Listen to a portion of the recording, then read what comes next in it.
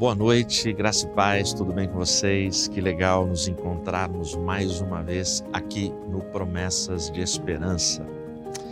Aqueles recadinhos que a gente sempre precisa fazer aqui com todo mundo. Se inscreve no canal da TV Viva Promessa, ativa o sininho para receber as notificações de cada nova programação que é publicada, que é postada aqui na nossa TV. Deixa o seu like, o seu comentário é muito importante para o crescimento e visibilidade desses conteúdos. E, se possível, agora, já nesse momento, compartilhe esse link, chama os amigos, os parentes, os familiares, chama a turma toda para participar dessa transmissão e receber também a bênção da palavra na sua vida. Nessa oportunidade eu quero falar com você sobre o seguinte tema: o doador do tempo. Fica aí com a vinheta, na sequência a gente volta para meditarmos juntos.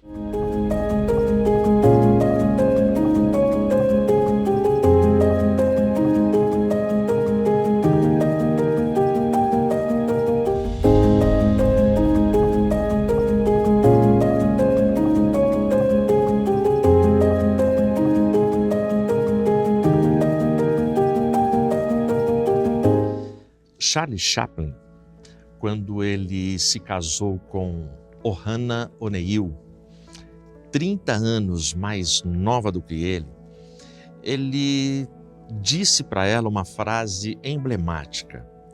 Ele disse assim para ela: eu vou me casar com você para você me ensinar a viver.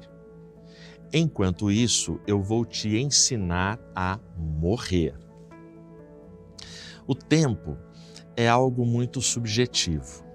O tempo é algo muito complicado para que a gente entenda, para que a gente explique, para que a gente possa compartilhar com as pessoas. A gente sabe que o tempo não volta, a gente sabe que não podemos perder tempo, a gente tem frases como tempo é dinheiro, mas o fato é que o tempo segue sendo algo assim impávido, ele segue com a sua marcha, independente do que esteja acontecendo, ele não para, ele não espera, ele vai, ele só vai, o tempo. E a gente se preocupa com ele. Mesmo os mais jovens, mesmo adolescentes, pessoas que deveriam estar bem tranquilas, a gente vive numa sociedade tão apressada, tão acelerada, que eu encontro pessoas preocupadas com o tempo. Para você ter uma ideia de como o mesmo tempo, o olhar para ele depende do ponto de vista, é só pensar no time do seu coração. Sabe aquele time que você torce, mas mesmo que você não seja torcedor, você vai entender. Imagina a final de um campeonato, acabando ali o segundo tempo, o juiz dá 5 minutos de prorrogação. O time que você torce está ganhando de 1-0 e ele precisa ganhar para ser o campeão. O outro time joga pelo empate. Se ele empatar, ele é o campeão. Para a torcida que está ganhando de 1-0, portanto, já está com a mão na taça, aqueles 5 minutos parecem uma eternidade. Parece que são 5 horas intermináveis, 50 anos que nunca vai acabar. Já para a torcida, que o seu time está perdendo de 1-0 e que precisa conseguir um empate, aqueles 5 minutos são míseros 5 minutos. Aqueles 5 minutos, eles parecem 5 segundos. Parecem que eles vão voar numa velocidade supersônica, como um caça, e não vai dar. É o mesmo tempo, são os mesmos 5 minutos, mas dependendo do ponto de vista, o mesmo tempo tem uma forma de ser olhada, de ser enxergada. A gente vive num caos, a gente vive num momento assim cruel, em um momento muito semelhante, muito parecido com o tempo que marcou grande parte do Império Romano na época de Cristo e depois da época de Cristo. Mas ali na época de Cristo, nós tínhamos um momento de efervescência política, econômica, religiosa.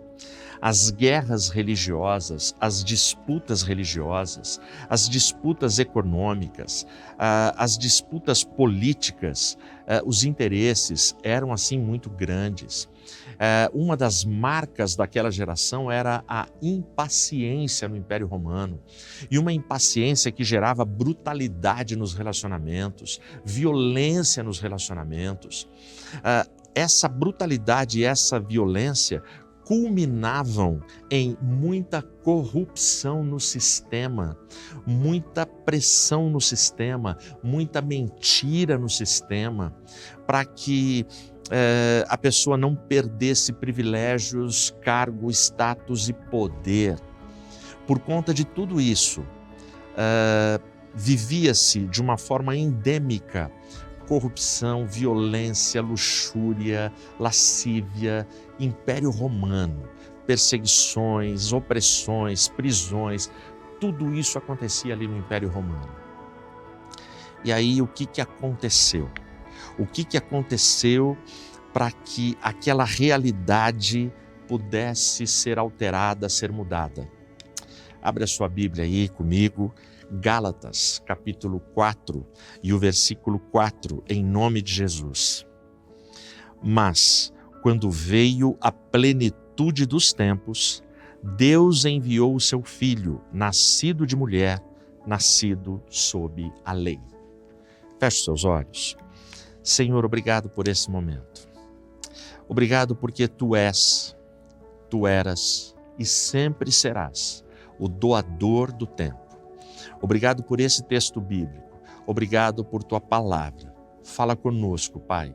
Fala ao nosso intelecto, fala ao nosso coração, nos fortalece, nos conforta e nos ajuda. Em nome, por amor de Jesus eu oro. Amém. Amém.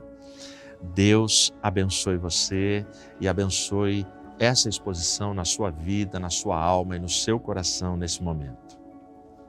A carta aos Gálatas, ela essencialmente, ela trata da liberdade para judeus e para gentios. E é um momento que passa para a gente na história algo que nós não sabemos medir. Esse versículo 4, ele tem um encontro do Cronos e do Kairos. Tanto o tempo na sua medida como nós sabemos medir no cronômetro, quanto o tempo que nós não temos o menor controle, que é o Kairos, eles se encontram.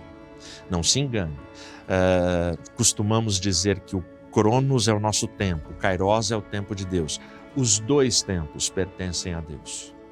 Os dois tempos estão sob o controle de Deus.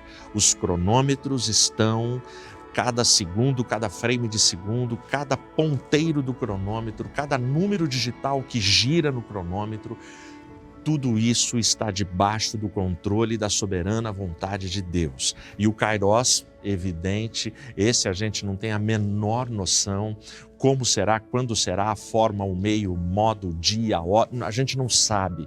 Esse é plano perfeito da vontade de Deus. E aqui em Gálatas 4:4, a gente tem essa plenitude. A palavra plenitude, ela diz sobre uma medida perfeita, sobre um tempo perfeito, tudo completo, nada falta, nada sobra, era ali, não era nem antes nem depois. Não podia ser um dia antes nem um dia depois, não podia ser um segundo antes ou um segundo depois, era ali, vindo a plenitude dos tempos, Deus enviou o seu Filho. O Império Romano, para você ter uma ideia, ele atingia, ele abarcava, ele dominava parte da Europa, parte da Ásia, parte da África. Ele compreendia naquela época em torno de 50 milhões de pessoas. E 50 milhões de pessoas vivendo nas condições que eu já narrei aqui para você. E aí o que acontece? Aí acontece o evento chamado Jesus Cristo. É exatamente Jesus Cristo, o doador do tempo. O doador do tempo, ele entra, aquele que cria o tempo, aquele que vive fora do tempo, aquele que não tem começo, não tem meio, não tem fim. Ele entra na nossa história, ele se sujeita a um calendário humano e ele vem habitar conosco na nossa contagem de tempo. Noite, dia, estações, semanas, anos, e chega Jesus Cristo. Algumas lições a gente aprende aqui em Gálatas 4:4. Nós precisamos que a divindade, ela interfira no nosso tempo. Porque foi exatamente isso que aconteceu aqui. A divindade, ela entra na história e ela interfere na história. Teria que ser dessa forma, precisaria ser desta forma. Senão toda aquela realidade, aquele quadro, aquele caos continuaria. Não que não continuou. Se você ler a história, o Império Romano ainda vai perdurar décadas para frente. Porém, algo aconteceu. Algo aconteceu naquela intervenção. E é uma intervenção que mexe na história não apenas do Império Romano, mas mexe na história humana. É justamente no nascimento de Cristo que o tempo passa a ser contado como antes de Cristo e depois de Cristo. Revisionistas atuais, dos tempos atuais, deste nosso tempo, que querem fazer uma revisão em tudo, palavras, verbos, artigos, querem colocar situações gramaticais absurdas, que estão consolidadas, construídas e fazem parte da linguagem humana, independente da fé, independente das escolhas, independente dos níveis, volumes e tipos de pecados que se pratique. Revisionistas históricos querem rever conceitos, datas, tudo. Dentre esses revisionismos, existe uma briga para mudar a expressão antes de Cristo e depois de Cristo. Eles querem que seja colocado e que se consolide antes da Era Comum e depois da Era Comum. O fato é que, na época, ao longo dos milênios, dos séculos, ninguém planejou. Cristãos não tinham a menor força política, cristãos não tinham poder, como não tem até hoje. Não tem até hoje. É uma ilusão achar que tem, não tem. Poder no contexto terreno, não tem. O poder que a igreja tem é aquele poder que Cristo anunciou e garantiu naquele diálogo com Pedro. Porquanto tu és Pedro, e sobre esta pedra edificarei a minha igreja, e as portas do inferno não prevalecerão contra a igreja. Ou seja, a igreja avança, a igreja irrompe, a igreja abre portas, derruba portas, a igreja vai crescendo e se expandindo por causa da unção e do poder do doador do tempo. E não por poderes terrenos, não por estratégias terrenas, não por sabedorias, dons meramente humanos, não. A igreja avança por causa do poder sobrenatural do doador do tempo, dono da igreja, Senhor Jesus Cristo. Portanto, naquele contexto, você tem ali o antes de Cristo e o depois de Cristo, que ninguém planejou ou pensou como literatura, mas porque foi tão escancarado e tão evidente o comportamento das pessoas e a transformação dos seguidores de Cristo e a influência que as mensagens e os conteúdos da pregação de Cristo trouxe e impactou as sociedades de então, que elas mudam de antes e depois a partir de receber, abraçar e praticar a mensagem do Evangelho. Nós temos histórias comprovadas de estados inteiros nos Estados Unidos que simplesmente a indústria da bebida alcoólica quebrou em épocas onde avivamentos aconteceram, bares fecharam, porque praticamente a população inteira de um lugar, de um estado, de um bairro, uma cidade, abraçou o Evangelho, abraçou a palavra de Deus. É o antes de Cristo e o depois de Cristo. O antes de Cristo aconteceu na minha vida. Eu sei como eu era antes de Cristo e eu sei o que eu me tornei depois de Cristo. Isso aconteceu com você e isso é o que você ora para que aconteça com as pessoas que você ama. Você quer que as pessoas que você ama, elas possam experimentar o que é uma vida depois de Cristo passar pela vida delas, depois de Cristo penetrar no coração delas profundamente. Portanto, Gálatas 4:4 traz essa realidade, a realidade de um Deus que intervém na história, de um Deus que muda a história. Gálatas 4:4 também traz mais uma lição, equilibra e harmoniza o sobrenatural com o natural. Vindo à plenitude dos tempos, Deus envia o seu Filho nascido de mulher. Eu e você sabemos, pelas narrativas dos evangelhos, e cremos nesta metanarrativa, que o nascimento de Jesus é o chamado nascimento virginal. A virgem engravidou, a virgem deu à luz e nasceu o Filho de Deus, o Filho encarnado, o Filho que deixa o seu trono e vem habitar com homens pecadores como eu e você. Portanto, existe aqui, pelo doador do tempo, a harmonia, o equilíbrio, a possibilidade de relacionamento, de interação entre o sobrenatural e o natural. E aí a gente se curva a esse Deus. Por último, o doador do tempo doou para a humanidade o maior doador que a história já viu, que é justamente a presença de Jesus Cristo entre nós. Jesus Cristo entre nós, ele é doado e ele vem e ele muda a história e ele muda a história ao longo dos anos. Aí, eu fiz um exercício de imaginação e pensei na possibilidade da vida eterna. Pensei a possibilidade de que a graça e a misericórdia de Deus, o amor de Deus, os méritos exclusivamente de Deus, nada da minha parte. Mas eu pensei que eu posso estar entrando no céu. Fui salvo, juntamente com você. Aí imagina, eu chego no céu, depois de realizar aquilo que a gente canta num dos hinos mais belos e tradicionais dos nossos brados de júbilo, primeiro quero ver meu Salvador, bem antes dos queridos ao redor. Aí depois eu vou ver os demais. Mas imagina, chegamos no céu, estamos no céu. Aí, de repente, aquela multidão de salvos, em algum momento eu vou trombar com eles, não é possível.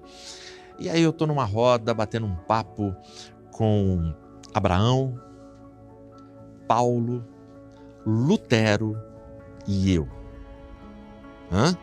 Que quarteto? Aí Abraão, ele começa a lembrar da vida dele, contar a vida dele. E Abraão não sabe que nós temos uma Bíblia pronta. Ele não sabe que a gente tem essa Bíblia. Ele morreu sem ver uma Bíblia organizada. Então Abraão, ele fala assim, gente, vocês não vão acreditar. Eu quase sacrifiquei meu filho. Eu ia sacrificar o meu filho. Eu ia matar o meu filho. Vocês não acreditam o que aconteceu. Nesse momento, eu dou uma risadinha porque eu já li o texto. Eu sei o que aconteceu. Paulo também sabe, Lutero também sabe, mas todo mundo respeita. Todo mundo respeita e deixa ele ir até o final. E ele conta a história dele. Eu quase sacrifiquei meu filho. Aí ele termina de falar. Aí Paulo começa a falar. E aí Paulo fala assim, pois é, você quase sacrificou o seu filho. Eu fui sacrificado. E aí Paulo conta a história dele. Aí Paulo conta os seus últimos dias ali naquela cela, na prisão Mamertino. E aí Paulo, ele fala dos últimos suspiros, das respirações, das lágrimas, dos sofrimentos, dos açoites, das angústias. E ele fala, eu fui sacrificado. Aí ele termina, Lutero, eu tô ficando assim apavorado, o que eu vou falar? Olha o que esses caras estão falando, o que eu estou fazendo nessa roda? Aí Lutero vai falar, eu enfrentei enfermidades isolado, na prisão, eu enfrentei demônios, por causa de demônios que eu sentia na minha pele, na minha respiração, nos meus poros, querendo me sufocar e acabar comigo. Eu compus um hino que virou um hino assim maravilhoso, Castelo Forte, e ele vai falando de tudo que ele fez. Eu traduzi Bíblia para que o povo pudesse ter acesso ao texto bíblico inspirado. Não foi fácil. A reforma foi uma batalha assim, muitas vezes sangrenta em alguns lugares. Aí ele termina de falar. Eu estou chorando com os testemunhos e com a possibilidade ali. E os três olham para mim, aí eu olho para os três, eu olho para eles e falo assim, então, eu enfrentei uma gripe, entendeu? É o máximo que eu tenho para falar para eles. E a gente se abraça, a gente chora, a gente está junto e a gente começa a falar de coisas que têm a ver com a nossa vida. A gente começa a falar de coisas para as quais os comportamentos são comuns para a gente. A gente começa a falar que Deus nos consolou, Deus nos confortou, Deus nos livrou. E aí sim, o papo começa a ficar mais comum e eu consigo me incluir na conversa. Até que no final, nós quatro citamos, meio que como num jogral, simultaneamente, os quatro falando, a gente chega na mesma conclusão de Hebreus 13, versículo 8, porque Jesus Cristo é o mesmo ontem, hoje e será eternamente, porque Ele é o doador do tempo. E aí, na vida eterna, nós estaremos num tempo que não tem fim, é um tempo chamado eternidade. Mas enquanto aqui a gente vai tentando remir o tempo e fazer o nosso melhor, porque é Ele que está doando tempo para a gente. É Ele que tem permitido que a nossa vida siga apesar de. Pode ser que existam pessoas me ouvindo nesse momento que oraram essa semana. Senhor, me leva. Senhor, me mata. Senhor, me recolhe. Senhor, eu vou me suicidar. Não faz isso, em nome de Jesus. Tem pessoas que te amam, tem pessoas que precisam de você. Quando deseja-se o suicídio, o real desejo é pela solução de um problema ou de vários problemas aparentemente insolúveis. Não se esqueça, o nosso Deus é o Deus dos impossíveis. Não existe nada que Ele não possa fazer. Não existe força que o possa deter. Não existe impossíveis no dicionário do nosso Deus. Tudo para Ele é possível. Ele é o dono do tempo, Ele é o Senhor do tempo, Ele é o doador do tempo. Para a gente concluir, a Ohana O'Neill, a esposa de Charles Chaplin, 30 anos mais nova, ouviu o que ele disse. Aí ela olhou para ele e ela não concordou. E ela deu a seguinte resposta para ele. Nada disso, Charles. Não é nada disso. A gente vai casar para você me ensinar a viver. Enquanto isso, enquanto você me ensina a viver, eu vou te ensinar a ser jovem até o último dia da sua vida. E isso é o que acontece com a gente. E isso é o que a gente lê em Gálatas 4, versículo 7. Portanto, já não és escravo, mas filho, E se és filho, então és também herdeiro de Deus, por meio de Cristo. Eu e você somos bem mais do que escravos e servos. Nós fomos elevados à categoria de filho, desde o momento que recebemos a Jesus como nosso Senhor e Salvador. É isso que afirma o evangelista João. Mas a todos quantos o receberam, deu-lhes o poder de serem feitos filhos de Deus. Aqueles que creem no seu nome, que creem no Filho, esse Filho que vem na plenitude dos tempos e muda a nossa história. O doador do tempo continua doando tempo de qualidade, tempo com amor, tempo com graça e tempo com perdão. Não perca tempo. Abrace com todas as suas forças e entendimento o doador do tempo, o Senhor Jesus. Que Deus te abençoe.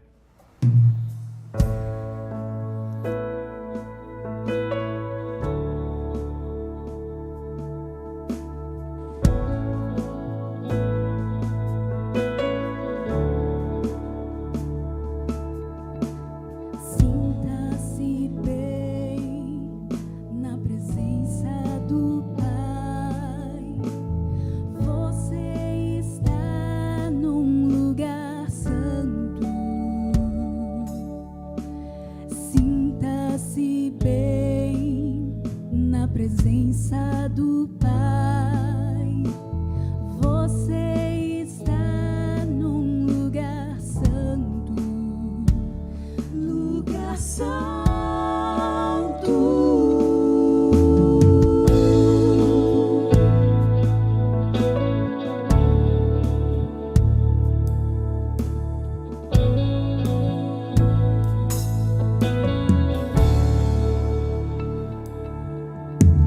Sinta-se bem na presença do Pai.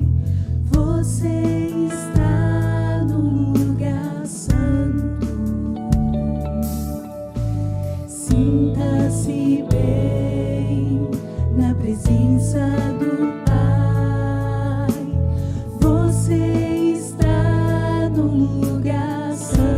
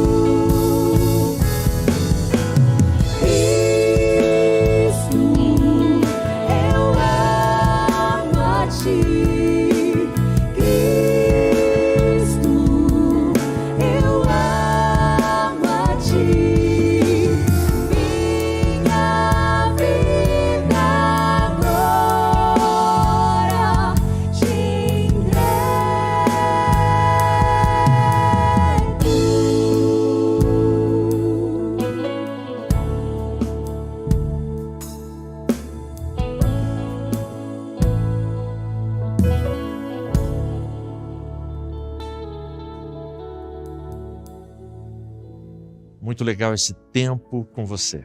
Muito legal saber que esse tempo, esse rápido tempo, esses rápidos minutos de promessas de esperança, eu e você aproveitamos da melhor forma. Eu e você usufruímos dele na presença de Deus. Que isso se repita muitas e muitas e muitas vezes na minha vida e na sua vida, na minha família e na sua família. Fecha os olhos e ora comigo.